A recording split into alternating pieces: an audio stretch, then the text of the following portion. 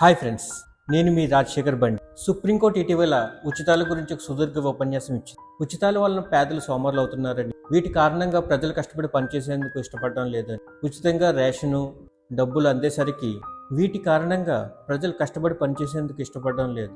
ఎలాంటి పని చేయకుండానే ఉచితంగా రేషను డబ్బులు వస్తుండడంతో ఇలా జరుగుతుంది. ఎన్నికల్లో ఉచిత పథకాలు ప్రకటించే పద్ధతి సరైనది కాదని జస్టిస్ బిఆర్ గవై, జస్టిస్ అగస్త్యన్తో కూడిన ధర్మాసనం వ్యాఖ్యానించింది. నిజమే, ఈ ఉపన్యాసంలో కొంత నిజం లేకపోలేదు. ఈ విషయాన్ని కాసేపు పక్కన పెడదు.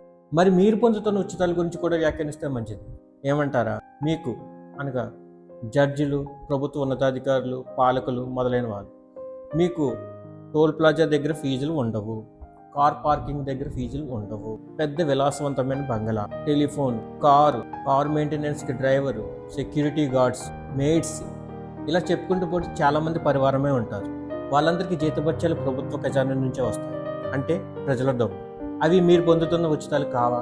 ముందు మీరు అలాంటి ఉచితాలు వదులుకొని ఉచితాలు ప్రకటించే పార్టీలపై సుమూటగా కేసు పెట్టి వాటిపై వేటు వేసే దిశగా పయనించండి.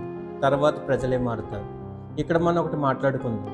ఒక చిన్న ఉద్యోగి కానీ, ప్రైవేటు వ్యక్తి కానీ, మేడ్స్ మెయింటెనెన్స్ కానీ తన శాలరీ నుంచే కట్టుకుంటాడు. వాళ్ళకి మీకన్నా శాలరీ కూడా తక్కువే.